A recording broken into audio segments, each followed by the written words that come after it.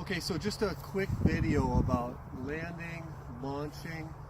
These are two areas that are most frequently problems with accidents. Ice screws are very helpful. You can use cheap ones, expensive ones, whatever. The past few years I've bought them from Fleet Farm, and some people will be on a soapbox and say you got to have a really nice one. This one just cores into the ice really, really fast. So good ice screw, screw it down in. I also added this carabiner and then just a little flag as things seem to get buried. Okay. And I have both foil and inflatable here, and I'll do them both for you. Either way, we want to understand what direction is the wind coming from, and then make sure you have plenty of space downwind so that you're safe in your setting up. Part of the setup process, you just need a lot of space, so make sure that you're not overlapping or running over people's lines, or in a high traffic area where there's snowmobilers, or here in Minnesota where there's cross-country ski trails and stuff like that. So having cones and indicating things is also very helpful. Alrighty. So I'm going to set up a foil kite first. Depending on what model, version, year, brand, whatever you're into, there's a few different types of these, but functionally they're very, very similar. This one has a back vent, so don't forget to shut that vent before you get going. We're just going to start by hooking in to our carabiner right here. Now this thing is anchored, and then I'm going to actually unravel these lines as I walk out and get the kite ready for setup. I'm ready to get set up, and this is all part of landing and launching and just general safety and etiquette and courtesy of riding with others. I'm ready to walk my lines out. If you have your lines on your bar appropriately, if you can shoot the bar, control bar, you can see how easy they come up.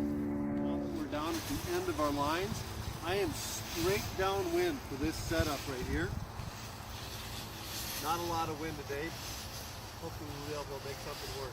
I do have the kite set up so that it is leading edge down, face down. Before you launch, you want to make sure that your lines are clear. You don't have any tangles, any sticks, anything that's going to catch on an ice chip that's going to make your launch faulty or put you in a position to get injured or ruin your gear or hurt somebody else in the process, or worst case scenario is ruin riding locations for the rest of us. So making sure that your lines are free and clear. I see I have a little bit of a twist here. Undo this. That looks good. And then I'm going to walk my steering lines only out. Steering line is important because I have a swivel system on the center line, so those shouldn't be too tangled. Here I'll walk my steering lines out. The control bar is upside down, the kite is upside down, so if the winds do come together or pick up the kite, then we're not going to launch this kite inadvertently and put, again, us or ourselves or others in danger. So walking the lines out.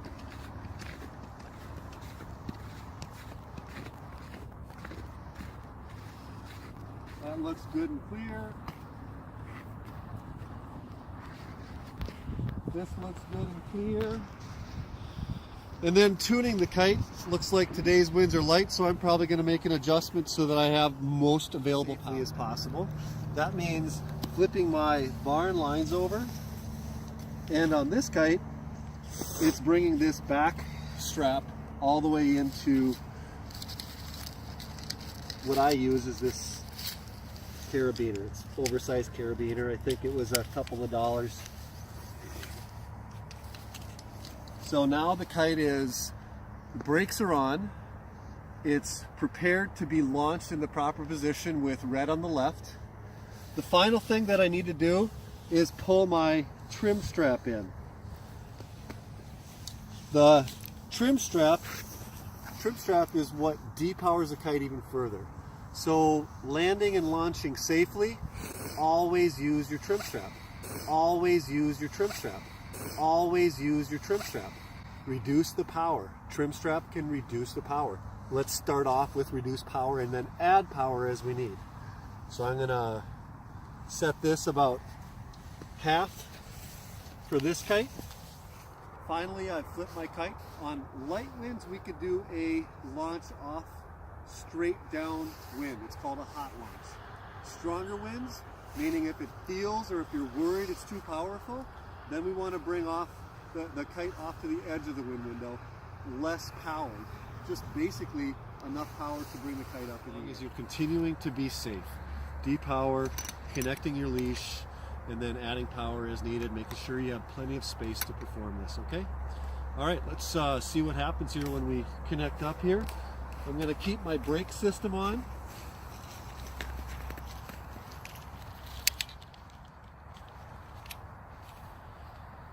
So continue to hold my brake.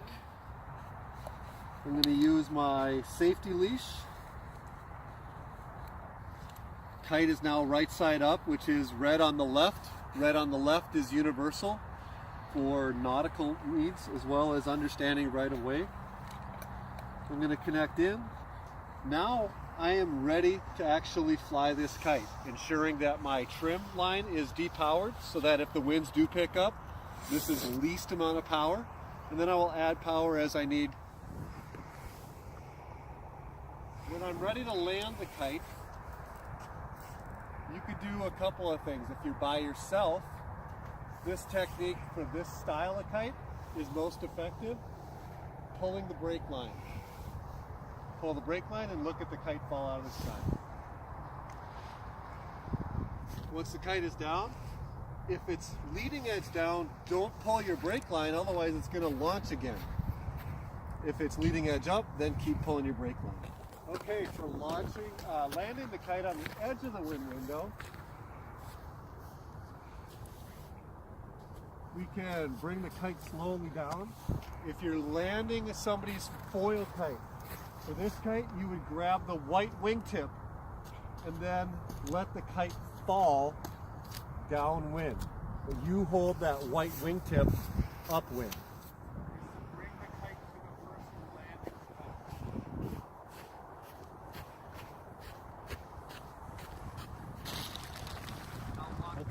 So if you're launching by yourself and it's a foil kite like this, another launching technique is just the reverse of an assisted landing, meaning we want to get the kite to the edge. For an inflated kite, we want to take across the wind, so the wind's blowing this way.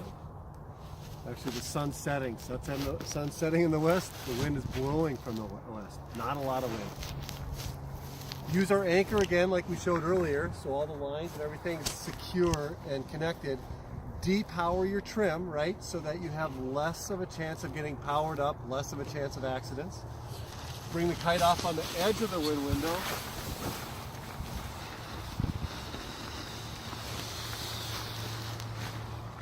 And let the kite rest on its wingtip. If the winds are really strong, the kite will just stay out here. Right now the winds are super light. But this is a way for you to secure this for yourself. If we had an assisted launch, then it's the same way where we have an assistant, somebody helping launch. They would hold it again off on the edge of the wind window and we would slowly bring it up into the air. An advanced technique, we're very, very tricky with this. Take the high center line, and in this case it's my safety line, pull on it, and park the kite in the wind. You can see it's parked.